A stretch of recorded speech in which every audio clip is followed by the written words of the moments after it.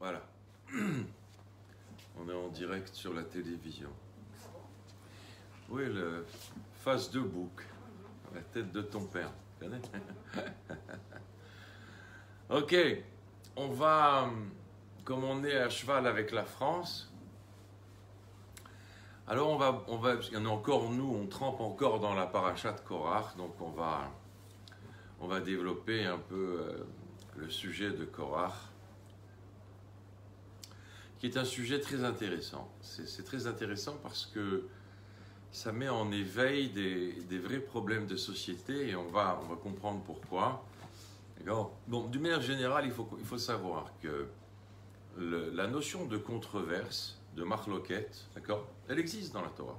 D'accord, c'est une chose, et bien souvent, la marloquette, c'est quelque chose de positif. Ça veut dire que dans l'étude de la Torah, il y a une marloquette. Moi, je pense comme si, et je t'amène tous mes arguments pourquoi je pense comme ça.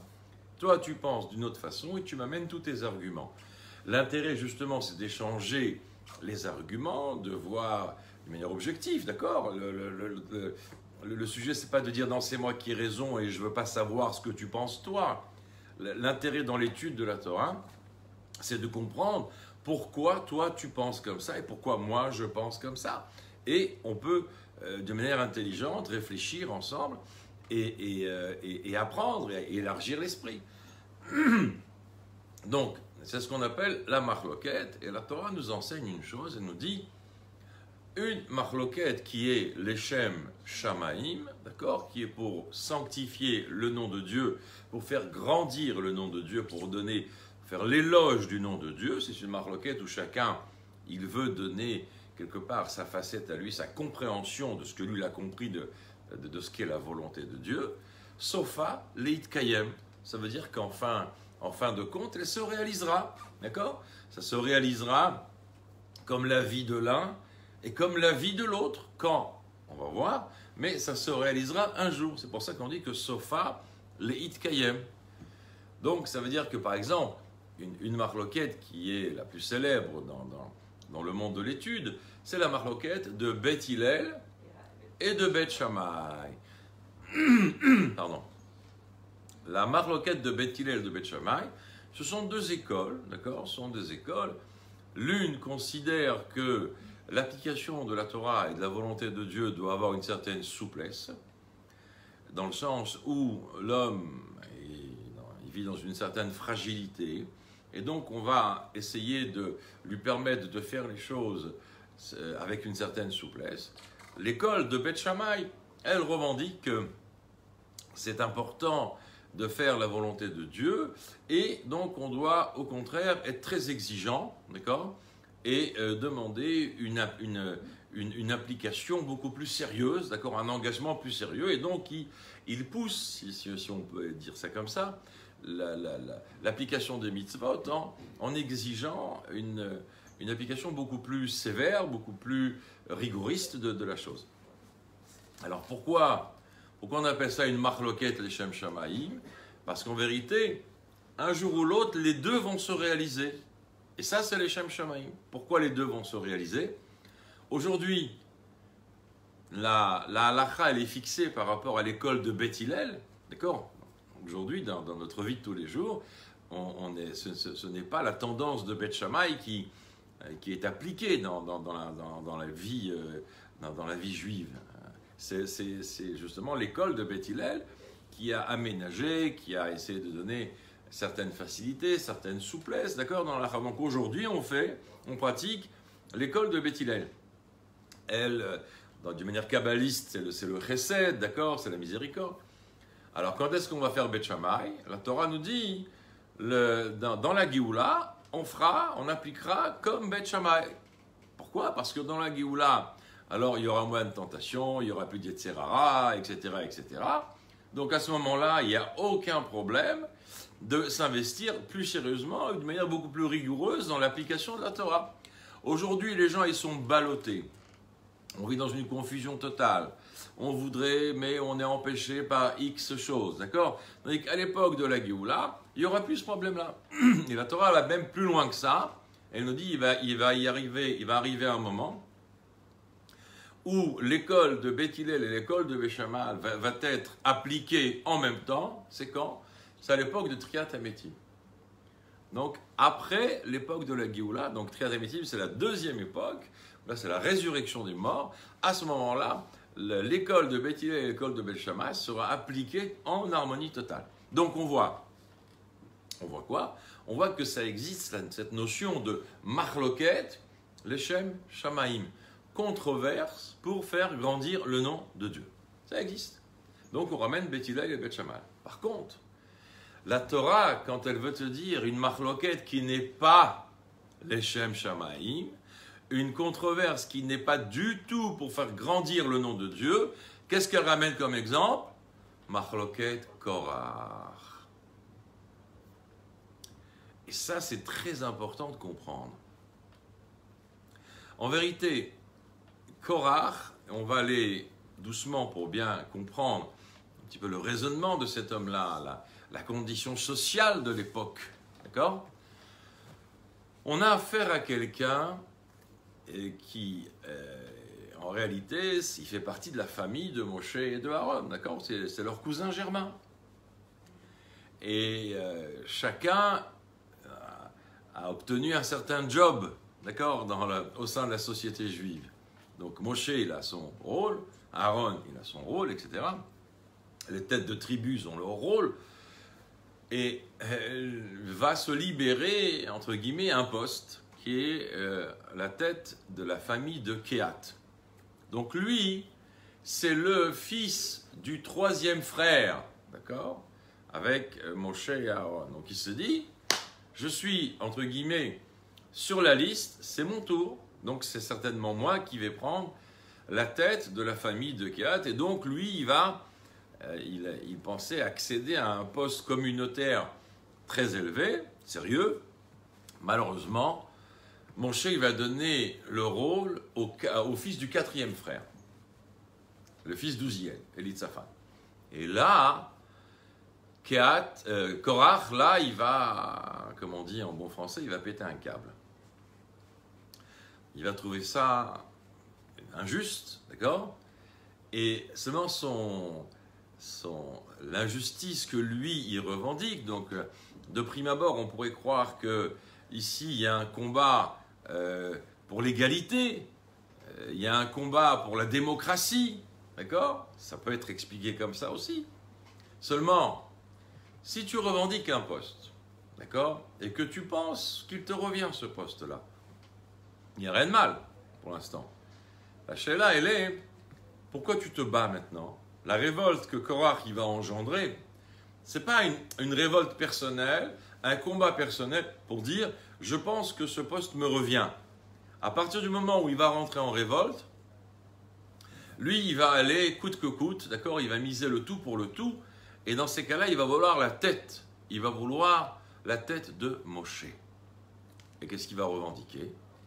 Il va revendiquer, si dans l'ordre naturel des choses, c'était mon tour de recevoir un poste communautaire comme celui d'être à la tête de la tribu de Kehat, donc si je ne l'ai pas reçu, ça veut dire que Moshe, en vérité, n'en fait qu'à sa tête. Et il n'est pas l'extension de la volonté de Dieu. Ça veut dire que Moshe, il ne fait pas ce que Dieu lui dit. Il fait ce qu'il veut, lui. Donc, à ce moment-là, quand Korach va se révolter, il ne se révolte pas, entre guillemets, que pour l'injustice de ce rôle que lui, il pense qu'il aurait dû avoir.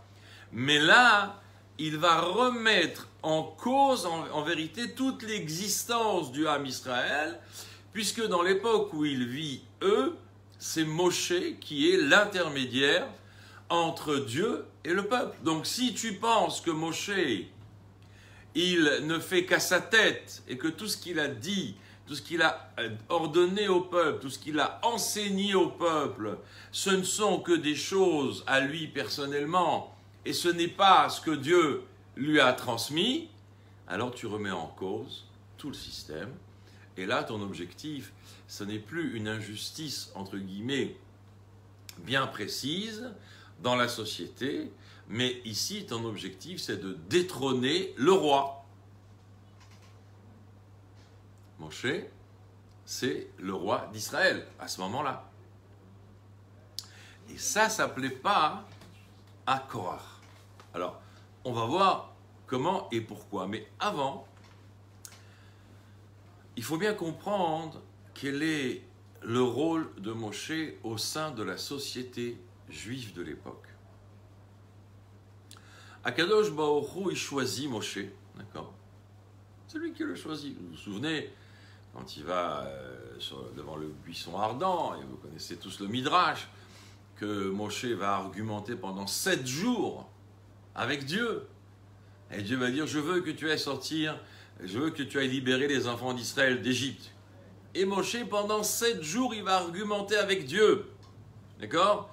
Et pourquoi moi? Et comment tu t'appelles? Et qu'est-ce que je vais leur dire? Et je bégaye, et tatati, et tatata. Le Midrash, il raconte 7 jours d'argumentation. C'est quand même osé, d'accord? Hein, je sais pas, moi, si Dieu il me parle même une demi-seconde, je fonds comme une glace, d'accord? Mon cher Rabbeinu, pendant 7 jours, il discute avec Dieu. Bon, c'est évident que, Chas v'Shalom, de penser que mon cher Rabbeinu a une mauvaise intention, mais en vérité, toute la négoce, je peux vous le dire maintenant, puisque entre nous, toute la négoce de Moshe avec Dieu pendant ces 7 jours, c'est parce que Moshe, il voulait que Dieu envoie le libérateur final. D'accord? Il savait très bien que lui, c'est pas lui qui allait finir tout le travail de cette libération d'Égypte. Alors il argumente avec Dieu, il essaye. D'accord? Les tzadikim, c'est comme ça qu'ils marchent, ils essayent. Qu'est-ce qu'on a à perdre? On est honnête, on est sincère, on est attaché à Dieu. Alors il essaye de pousser Dieu, dire non, alors ok. Il argumente pour que Dieu il dise, si Dieu il prononce, ou si Dieu il s'engage, de dire donc ça sera toi le premier et le dernier libérateur du Ham Israël concrètement, alors il a obtenu, c'est top. Donc dans ces cas-là, ça y est, ils sortent d'Égypte, et c'est la Géoula, c'est l'avènement messianique pour tout le peuple d'Israël. Bon, ça n'a pas été le cas. En tout cas, Moshe, lui, va argumenter. Donc, qu'est-ce que va devenir Moshe? Moshe, c'est l'intermédiaire qui a un aspect humain, d'accord? Malgré que bien souvent, il a aussi des qualités divines, qui est capable de monter pendant 40 jours dans les cieux, 3 fois 40 jours, sans boire et sans manger. Donc on est obligé de dire que chez Moshe existe une facette humaine et une facette divine.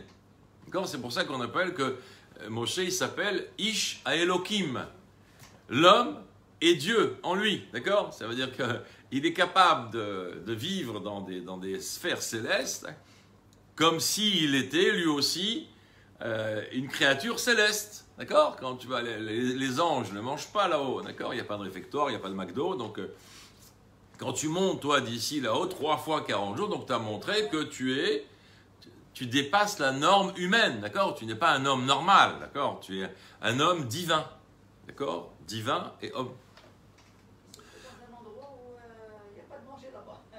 Eh ben non, quand il va parler avec...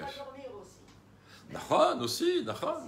Donc il n'y a aucun paramètre humain, d'accord? Donc ça montre bien qu'on n'a pas affaire à un homme du commun.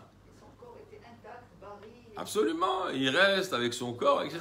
Donc ça montre qu'il y a certains tzadikim qui peuvent, oui, avoir des relations avec le divin, tout en gardant une enveloppe humaine. D'accord? Donc Moshe, c'est l'exemple vivant. Donc Moshe, il est l'intermédiaire de Dieu dans le monde. Donc c'est grâce à Moshe que les choses vont, pas seulement la libération du Ham Israël, mais c'est grâce à Moshe qu'on va recevoir la Torah. D'accord? C'est pour ça qu'elle est appelée Torah Moshe. D'accord? La Torah de Moshe. Ça veut dire que Moshe, il est capable de pouvoir amener la vitalité spirituelle dans le monde. D'accord? La Torah, c'est de la vitalité.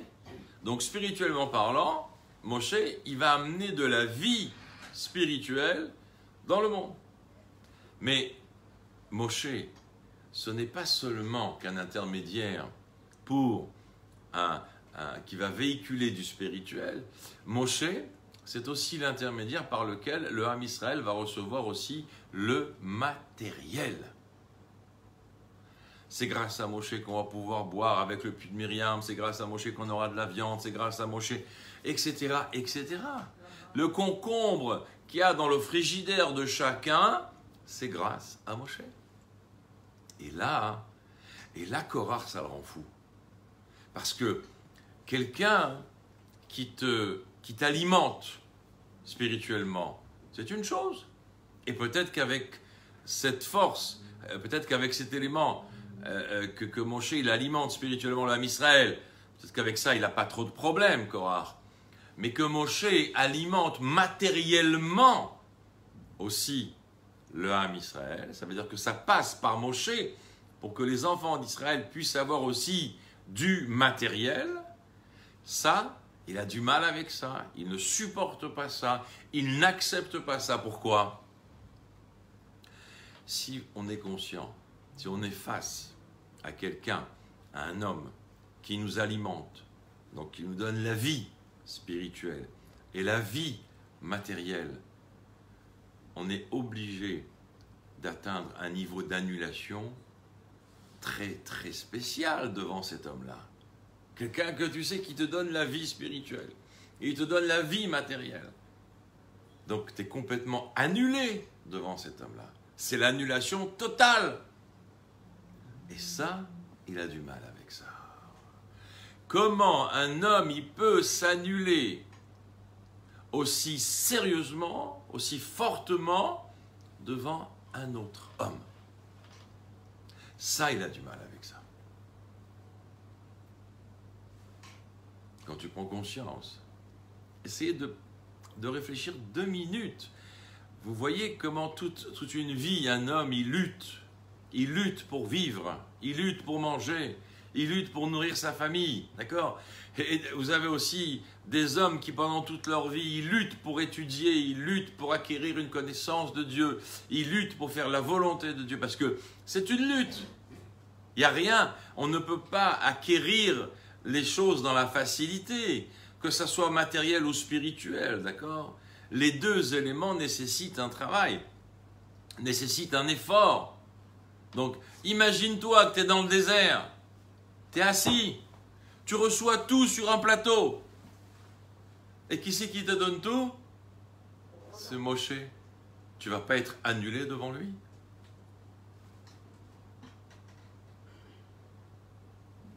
Qui ne va pas être annulé devant lui? Si nous on ne fait rien, on est assis, les habits grandissent sur nous, on a les nuées, on reçoit la manne. Il n'y a pas de problème, on a un masgan constant, on étudie la Torah, les femmes sont contentes, elles ne nous cassent pas les pieds. Les enfants, ils sont au GAN. Tout est pris en charge. Tu travailles ni chez Renault, ni chez Mitsubishi, ni chez... Tu ne travailles pas. Tu manges, tu fais ce que tu veux.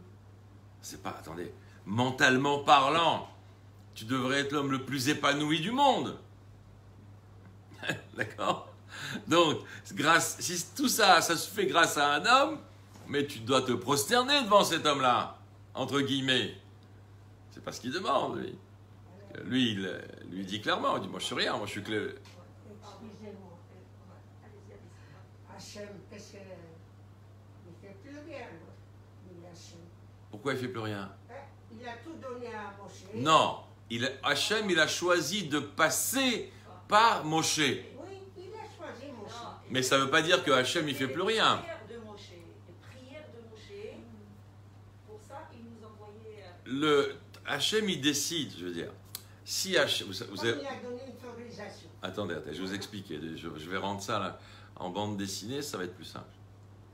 Vous vous souvenez, au Mont Sinaï, hein, j'étais pas loin de vous, Madame Assag, vous vous souvenez ou pas? J'étais pas loin de vous. Au Mont Sinaï, on était tous là-bas. Donc, au Mont Sinaï, quand Dieu il a parlé, d'accord, les deux premières paroles, les 2 premiers commandements, on est tous morts. Vous vous souvenez? Comme ça, c'est écrit noir sur blanc. Le premier commandement, Dieu l'a parlé, tout le monde est mort. Avec Dieu, il a ouvert la bouche, il a tué tout le monde. Il y a un dévoilement de Dieu tellement fort qu'il a provoqué que l'homme, il s'auto-détruit, c'est fini, il ne peut plus exister. Dieu a distribué la rosée de résurrection. D'accord? Il a aspergé la rosée de résurrection. Donc, on a eu une première triatamétime. Le deuxième commandement, c'est Dieu qui a parlé. De nouveau, on est tous morts.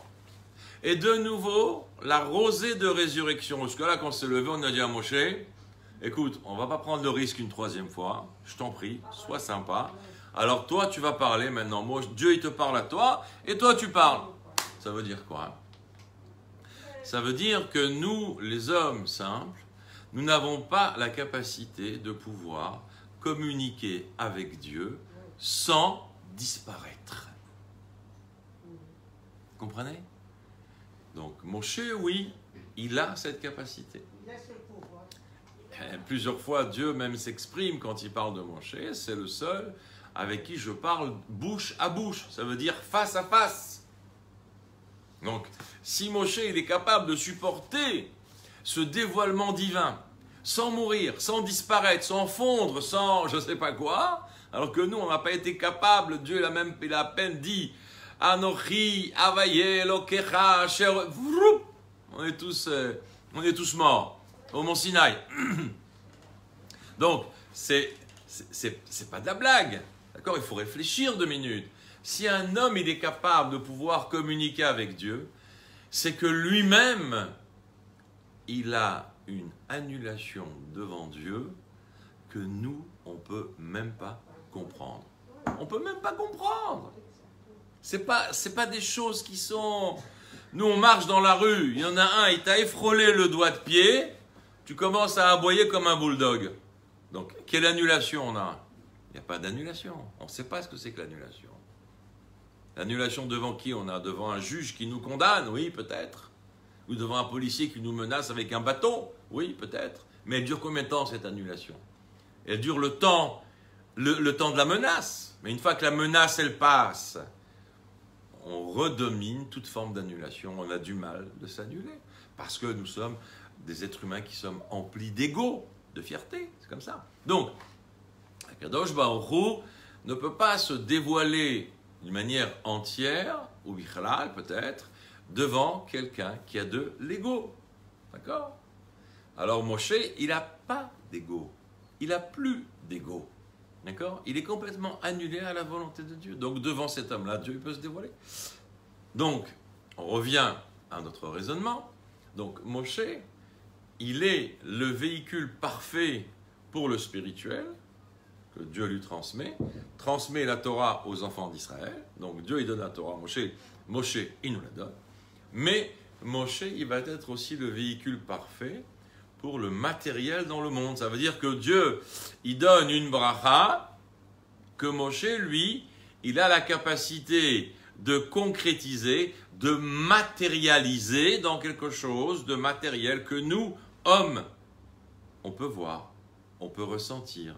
D'accord? On peut avaler, on peut manger. C'est comme ça. C'est pour ça que Dieu, il choisit un homme. Parce que l'homme ne peut pas avoir de relation directe avec Dieu. Malheureusement, c'est comme ça. On n'a pas cette capacité. On n'est pas raffiné. Donc Dieu, il a choisi quelqu'un qui est capable de supporter la relation avec Dieu et qui est capable de transmettre aux hommes. Donc il a choisi Moshe. Donc là... Ça m'évoque un peu le christianisme, tout ça, avec les prêtres. J'ai pas entendu. Ça m'évoque le christianisme, en fait. Hein. Pourquoi? Les chrétiens. Il y a les prêtres, je ne sais pas, toute une structure qui sont des intermédiaires entre les hommes et puis Dieu, parce qu'il ne peut pas y avoir de relation directe. Hein. Tandis que chez nous, moi j'avais compris que justement, on n'a pas besoin d'intermédiaires. Il y a des rabbins qui nous apprennent toute une série de choses, mais ce n'est pas les intermédiaires entre nous et Dieu. Ils ne sont pas les intermédiaires. Alors, on n'a pas reçu les mêmes données éducatives, Nika. Regardez. Bevadaï que c'est la même. D'où ils ont pris les prêtres, cette idée-là? Hein? Ils n'ont pas pris ça de Wikipédia. Hein? Ils n'ont pas pris ça de Big Google. Ils ont pris ça des Juifs. Mais les Juifs, ils n'ont pas vraiment ça. Mais pourquoi ils n'ont pas vraiment ça? Non. C'est la conception moderne, Mechila. La question, je l'ai comprise. Maintenant, il va falloir écouter la réponse. Non. Et l'exemple vivant, c'est Moshe qui, lui, va transmettre aux 70 sages. D'accord? Alors, dans ces cas-là, si c'était le cas, alors d'aujourd'hui, je fais une transgression comme ça, une transition un peu. Dans ces cas-là, je n'ai pas besoin, moi, d'aller voir aujourd'hui ni un Baba Salé, ni un Rabbi de Lubavitch pour lui demander une bracha.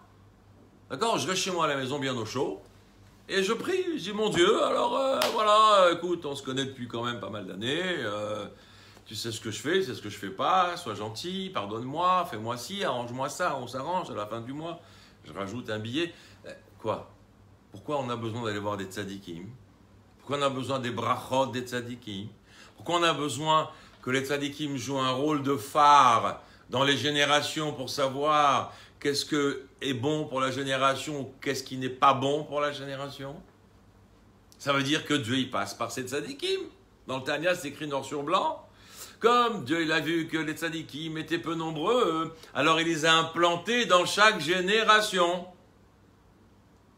Ça veut dire que sans le tzadik, en vérité, une génération, elle n'a pas de vitalité sérieuse. Pourquoi on entend des expressions de Rabbi Shimon Bar Yochai? Il te dit, rien qu'avec mon étude, le monde, il mérite d'exister. Eh oh, tu vas te calmer, c'est quoi cette humilité-là? Ben oui, parce que lui, il ne dit pas ça par fierté. Il te dit des choses qui sont la réalité du monde. Ça veut dire que son taux d'annulation par rapport à Dieu et son étude de la Torah dans l'annulation totale devant Dieu, ça mérite que le monde, il existe. Donc, on n'a jamais... Donc, tu ne peux pas dire que chacun est capable d'atteindre le niveau de Rabbi Shimon Bar Yochai ou des grands tzadikim de ce monde. Donc, pourquoi on a besoin d'eux dans ces cas-là? Si on dit, mais on a besoin de personne pour s'adresser à Dieu, il n'y a pas de problème. S'adresser à Dieu, tout le monde le peut. Passer par un tzaddik pour obtenir ou pour revendiquer quelque chose à Dieu, ça peut servir. D'accord? On va appeler ça un peu moderne, l'avocat du peuple. C'est l'avocat du peuple, ça veut dire que quand le tzaddik il demande quelque chose à Kadosh Baruch Hu, d'abord c'est ce qui est écrit, un tzaddik demande, Dieu concrétise, mais pourquoi il concrétise? Parce que moi si je demande, d'accord? Alors on dit oui, il n'y a pas de problème, votre nom, numéro de Teudat Zehut, je donne ma Teudat, parce qu'ils savent tout là-haut. Hein. Il regarde la feuille, il dit, attends, le 1er septembre, il y a 20 ans, tu as fait une blague, le 5 septembre, tu as refait la même blague. Au nom de quoi tu revendiques qu'on te donne quelque chose ou qu'on te fasse une tova? Alors moi je viens et je dis, écoutez, d'accord, j'ai compris. J'ai fait des erreurs dans ma vie. Alors, moi ce que je fais, c'est que je vais m'attacher à un tzaddik et je vais dire au tzaddik, s'il te plaît, aide-moi. Et quand le tzaddik il vient et dit, voilà, j'ai un ami, mon voisin de palier, il s'appelle Bar Shichat, est-ce que vous pouvez l'aider pour qu'il ait la refouach lema de ci, de ça? Et là, on dit, mais le tzaddik, on feuillette, on a beau feuilleter, il n'y a rien, c'est un dossier blanc, il est clean, le dossier du tzaddik. Donc, tu ne peux pas lui dire non facilement au tzaddik. Tandis qu'à moi, tu peux me dire non, mais pas au tzaddik. Donc, c'est pour ça qu'on a besoin des tzaddikim. Bon, maintenant, on sort de la bande dessinée. Donc, le tzaddik, en vérité, son rôle, c'est quoi? C'est d'être l'intermédiaire entre Dieu et le Ham Israël. D'accord? Donc, ça, c'est des règles. Ce sont des règles qui ont toujours été instaurées. Malheureusement, avec les vents de modernisation, d'accord? Alors, on a peut-être dit, mais arrêtez d'être dépendant des hommes qui sont aussi, vous, sans aucun problème, d'accord, demandez directement. Alors, moi, je vous dis que c'est induire les gens en erreur. Ça ne veut pas dire que c'est que c'est pas interdit de demander, mais il faut savoir que si tu veux vraiment réussir, entre guillemets, ta demande, alors c'est peut-être mieux de passer par quelqu'un qui, lui, on ne va pas lui dire non facilement.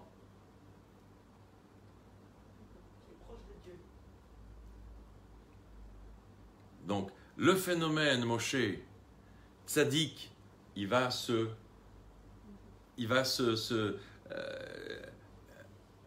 comment on dit? Oh là là, il va... Hein? Voilà, il va se reproduire dans toutes les générations. Donc en vérité, de dire que les prêtres, ils ont un petit peu ce discours-là, ils ont pris ça, Pashut, de la Torah et des mitzvot. Et au niveau communautaire, moi j'ai entendu dire le rabbi, à Shavuot, au don de la Torah, il a dit, les rabbanim, c'est vous qui êtes les responsables de la Torah. Ça veut dire, c'est vous qui êtes les responsables afin de pouvoir donner et transmettre au Ham Israël la force de grandir, d'éduquer et d'avoir toutes les brachot. Ce sont les rabbanim. C'est pour ça que la Torah, attention, elle est très très dure avec les rabbanim. Ils sont jugés au fil du cheveu. Te dit, oh, si tu induis un juif en erreur, mais tu es le pire des mécréants. Alors que ton rôle à toi, c'est justement de trouver des gens qui vont s'annuler, d'accord, de vont dire, ok, ce que le rabbi dit, je fais, c'est rare. Il y en a qui vont faire ça, mais dans les communautés, c'est rare. Bon, d'abord parce que, on va dire que c'est plus ou moins humain, entre guillemets, parce que tu peux voir que l'homme, il n'est pas parfait. Alors, si l'homme, il n'est pas parfait, tu te dis, je ne peux pas, moi, m'annuler devant quelqu'un qui n'est pas parfait à 100%. Mais d'un autre côté, c'est pas évident de trouver des gens comme ça. Des gens qui sont parfaits à 100%. Il y en a que X par génération, d'accord. Quand tu vas des tzadikim comme Abba Saleh, comme le Rabbi, tout ça, ça court pas les rues aujourd'hui. Mechila, avec tout le respect que je dois à tout le monde, mais il n'y en a plus. Il n'y en a pas des comme ça. Donc, aujourd'hui, tu as affaire à un homme. Mais non, ma chéla, elle est comme ça. Est-ce que la maturité chez l'homme, si je ne rencontre pas quelqu'un qui est un ange, alors je n'ai plus besoin de m'annuler, je n'ai plus besoin de me concerter, je n'ai plus besoin d'écouter peut-être quelqu'un qui a du recul, parce qu'il n'est pas un ange à 100%. Non, ça c'est pas bon. Regardez, Rabbi Meir Balanès, son maître c'était Elisha ben Abouya. Elisha ben Abouya, un matin il s'est levé, il dit allez, merci messieurs, c'était sympa, hein. Moi je retourne à Saint-Tropez, j'ai des amis là-bas, on va faire la fête et tout. Elisha ben Abouya, c'était un ponte, c'était une pointure, comme on dit dans le langage moderne, quelqu'un d'exceptionnel au niveau Torah. Son élève, Rabbi Meir Balanès, eh bien Rabbi Meir, il n'a pas lâché. Il a accompagné. Ça veut dire que même dans les blagues, il était à côté de lui, il lui tirait encore et encore des choses de Torah et de machin, avec la maturité de trier. Ça, c'est tes blagues, ça ne m'intéresse pas. Ça m'intéresse. Donc, qu'est-ce qu'on apprend de ça? Si tu cherches des anges, tu veux aller les voir? Tu veux qu'on t'envoie directement chez les anges? Non, je ne suis pas pressé, je suis bien ici sur Terre. Ah, si tu es bien ici sur Terre, alors un peu de maturité. Tu n'as pas affaire à un ange devant toi, mais sache une chose, c'est que la personne qui est devant toi, elle est en dehors de ta vie. Si elle est en dehors de ta vie et qu'elle a un petit peu de sagesse, alors elle peut t'aider à gérer ta vie. Alors écoute-le. C'est une règle. On ne peut pas trouver des anges. Donc, on a affaire à Moshe, d'accord? Et donc, toutes ces religions qui vont naître bien après, ils ont pris ces copies-collées sur ce que la Torah elle enseigne, il n'y a pas photo. Donc, Moshe, il va transmettre le spirituel, il va transmettre le matériel. Alors maintenant, qu'est-ce qui se passe? Nous avons affaire à un phénomène dans la société qui s'appelle la jalousie. D'accord? Il y en a des chansons qui ont décrit la jalousie comme une maladie. D'accord? Alors, la Torah, elle n'est pas aussi stricte que ça. Il y a des jalousies qui sont bonnes, entre guillemets, d'accord, qui sont positives, et il y a des jalousies qui sont négatives. Donc, si tu, entre guillemets, jalouses quelqu'un parce que il a des biens matériels, alors ça, c'est pas bien. Ça ne va pas t'apporter grand-chose. Par contre, si tu es jaloux de quelqu'un parce qu'il a une maîtrise de la Torah que toi, tu n'as pas, alors peut-être que ça sera positif parce que ça te donnera peut-être l'envie, d'accord, de t'y mettre aussi et d'essayer toi aussi d'étudier un peu plus, un peu plus, un peu plus. Alors que si tu jalouses matériellement, de deux choses l'une. Ou pour arriver vite là où il est lui, peut-être que tu vas devoir voler. Ou pour arriver vite là où il est lui, alors si tu ouvrais ton magasin 4 heures par jour, alors maintenant tu vas être obligé de l'ouvrir 24 heures par jour, et dans ces cas-là tu vas mettre de côté toute forme de vie humaine, toute forme de relation avec Dieu, etc., etc. Donc, la jalousie ici, c'est aussi la jalousie dans la société. La jalousie de dire, je ne pourrai jamais avoir, moi, un pignon sur rue ou avoir la même notoriété que cet homme-là, alors que je considère, oui, être capable de faire ça. D'accord? C'est quoi la jalousie? Quand un enfant, il est petit, il est jaloux de son ami de classe, d'accord? Ou là-bas, celui-là, il a des meilleures notes, j'en sais rien, ou il a un cartable tout neuf, il est jaloux. Alors plus ça grandit, etc. Et on s'en parlait on va pas s'arrêter dans l'adolescence, parce que là-bas c'est trop rigolo. Mais après, quand un homme il vieillit, il va être dans une boîte, il va être jaloux du salaire de son directeur, et voilà, ce feignant là, il gagne 3 fois plus que moi, et moi je me décarcasse, et lui, il récupère mon travail, et il gagne 3 fois plus. Bref, il y a une jalousie. Ou il y a aussi, par exemple, une jalousie, tiens, c'est bizarre, pourquoi moi on ne m'a pas choisi, moi, à la fête de fin d'année, pour parler. Il y a 1001 jalousies. Cette jalousie-là, c'est quoi? C'est évidemment l'expression de l'égocentrisme. D'accord? C'est l'ego. Pourquoi pas moi? C'est de l'ego. Si on l'a fait, si c'est lui qui a été choisi, entre guillemets, il y a une Ashgara Pratit, d'accord? Il y a une providence divine. Alors profite.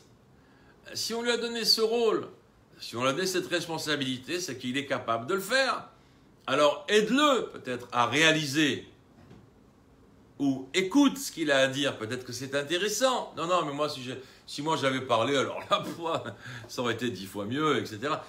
Mais peut-être écoute ce qu'il a à dire, peut-être qu'il y a un truc intéressant. Vois comment lui, il va faire cette responsabilité. Peut-être que tu peux apprendre quelque chose de lui. Donc, la jalousie ici, elle a énormément de facettes. Mais il y a une jalousie qui est ce qu'on appelle la plus terrible de toutes.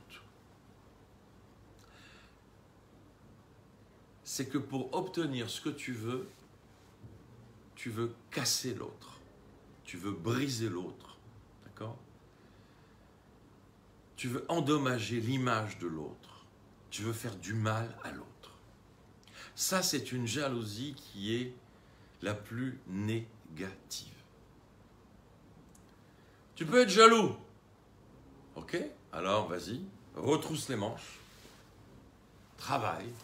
Fais, travaille dur et montre que tu es capable d'arriver à quelque chose.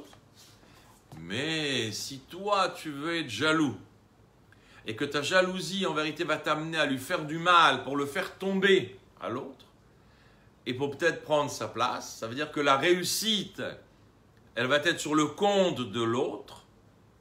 Ça, c'est pas positif. Ça, c'est très négatif. Ça, c'est destructeur. De faire du mal à l'autre parce que tu jalouses sa place. C'est ce qui se passe avec Korach. Pourquoi il a fait tout ça, Korach? Aussi veut dire que Dieu lui a donné aussi la richesse. Nahon. Il était très riche. Nahon. C'était le plus riche là-bas. Nahon. Nahon, il était très très riche. Nahon. Combien Nahon. Alors, il avait toute la richesse, mais ce qu'il voulait aussi, il voulait être lui qui commande. À part la richesse, il voulait que ce soit lui qui commande. Nahon. Voilà. Mais je crois que s'il était pauvre, il n'avait rien du tout, il n'aurait pas fait ça. Bon, je veux dire, il faut... Non, mais il n'y a pas de problème. C'est j'ai pas de problème d'accepter votre raisonnement. Le Inyan, c'est qu'à partir du moment où je mets un si devant une phrase, alors il n'y a plus de fin. Mais on n'est pas là-bas. On est devant un homme qui, comme vous dites, il est très riche. Donc quelque part, qu'est-ce que tu veux? Oh, tu as tout ce qu'il te faut, mais c'est pas compris, qu'est-ce qu'il y a, tu veux faire quoi? Alors, vous savez que c'est un peu comme ça dans le monde aujourd'hui. Les gens qui ont des réussites, d'accord, dans les affaires, c'est quoi l'étape d'après? Ceux qui veulent entre guillemets, ils en ont pas qu'ils en ont marre, mais ils veulent des choses plus excitantes. Après les affaires, c'est quoi? C'est la politique. Les grands hommes d'affaires, l'étape suivante, c'est la politique. La politique, c'est le power, c'est le pouvoir. Il y a un gars comme Trump, d'accord, il est milliardaire. D'accord, si tu dis, attends, tu as besoin de te casser la tête maintenant. Nous, on est des clochards. Donc on dit, attends, moi, si. Qu'est-ce que tu veux te casser la tête? Donne-moi la moitié de ce que tu as. Je me cache dans une île. Je me cache dans une île. Même pas tu me vois. Et je suis tranquille avec ma famille, machin. Mais tu vois bien que ça marche pas comme ça. L'épreuve de la richesse, c'est une vraie preuve. L'argent fait du mal à la personne. Alors, il n'y a pas une sagesse, il n'y a pas la Torah, et encore, tu vois bien que c'est pas l'épreuve. Pourquoi on appelle ça une épreuve? L'épreuve de l'argent. On aurait dû appeler ça l'embellie de l'argent. On aurait dû appeler ça la bracha de l'argent. Mais la Torah, elle t'appelle ça une épreuve, l'épreuve de l'argent. Donc, peu importe les raisons pour lesquelles lui, il est frustré. Il est frustré avec tout ce qu'il a, il est frustré. D'accord? Vous connaissez tous les gens qui sont... ce qu'ils ont devant le nez, ça leur convient pas. Est-ce que l'autre, il a devant son nez, il se dit, ah oui, si j'avais eu ça, alors que j'aurais pu réussir. L'herbe du voisin est toujours plus verte. Alors que Dieu a donné chacun ce qu'il faut. Alors, le Inyan ici, c'est qu'on n'a pas affaire à des petites gens, on a affaire à un homme intelligent. On a affaire à un orateur, d'accord? Parce que cet homme-là, il va faire des discours devant des... c'est pas des idiots qu'il y a devant lui, d'accord? Ce sont des chachamim. Et il va falloir qu'il agisse avec une grande réflexion. Mais c'est un orateur, il arrive à ramasser derrière lui une foule de gens. Alors pourquoi? Parce qu'il est riche, parce qu'il est intelligent, parce qu'il connaît la Torah, et parce qu'il va venir ici revendiquer, il va réussir à implanter le doute chez des gens qui sont définis dans la société juive de l'époque comme des juifs qui ont la tête sur les épaules. D'accord? Ce ne sont pas des abrutis. Donc, on voit bien que la jalousie ici, elle est le moteur d'une action qui peut être terrible. Terrible. Ça veut dire qu'il a effacé en un clin d'œil, la dimension divine qui habite Moshe. Et qu'est-ce qu'il fait? Il essaye de détruire la réputation, il essaye de ridiculiser Moshe, etc., etc. C'est pour ça que l'intervention de Dieu, elle va être terrible. Terrible. Ça veut dire que si un homme qui est sur la terre et qui n'a pas une conduite d'être humain, une conduite juive, alors la terre va l'avaler. Lui, son argent et tout Nachal, et tout c'est bien. Il y a une expression comme ça que la terre, elle dit qui es-tu toi homme qui me marche dessus si tu ne dis pas des mots de Torah? De quel droit tu me marches dessus si tu ne dis pas des mots de Torah? Tu es comme la BMA, d'accord? Tu es comme la vache, là, pareil. Donc, par là, la punition, elle est énorme, elle est terrible, d'accord? Mais là où je veux en venir, et avec ça je vais être obligé de conclure, c'est que la kavana, elle devient malsaine. Parce que la kavana, c'est de détruire, c'est de faire du mal au numéro un. Et il est tellement fort, cet homme, il est tellement riche, d'accord? Comme on dit en hébreu, ou l'oreb meter, ça veut dire qu'il ne tient compte de personne sur son chemin. Mais rien ne l'arrête, parce qu'il est fort, il est riche. Il se dit, attends, c'est le Crésus de l'époque, je vais pouvoir, moi, avec mon argent, complètement faire un putsch et renverser mon cher Rabbeinu. Et là, l'intervention de Dieu elle va être très très très sérieuse. Mais la Nekuda, c'est que si toi tu veux montrer que tu es capable de faire quelque chose, pourquoi tu cherches à faire du mal aux autres? fais quelque chose de bien. Montre que tu es capable, sans essayer de détruire les autres, sans faire du mal aux autres. C'est ça qu'on lui dit. Et je vais finir avec une petite histoire. Il y avait 2 frères. Un, il était petit de taille, et l'autre, il était grand de taille. Le petit de taille, il a réfléchi, il a creusé un trou dans le sol, un petit trou comme ça, de 40 cm, comme ça. Et il a dit à son frère qui était plus grand de taille, il a dit, rentre dans le trou. Et lui, maintenant, il s'est mis il jouait, quoi, il s'est mis, alors l'autre, il a dit, ah, tu as vu, maintenant, je suis plus grand que toi. Il a fait un truc, il est rentré dedans. La mère qui était à la fenêtre, elle appelle le petit, l'enfant qui était petit de taille, et il lui a dit, écoute bien, toi, si tu veux être plus grand que ton frère, alors tu prends une pierre et tu montes sur la pierre, mais tu creuses pas un trou pour ton frère. Si tu veux être un homme grand, alors retrousse tes manches, prends une pierre et monte dessus. Ça ne sert à rien de faire du mal aux autres en creusant un trou pour les autres. Il n'y a pas de réussite sur le compte des autres. Il n'y a pas de vraie réussite si ton objectif est de détruire l'autre. Allez, Shavuot Tov.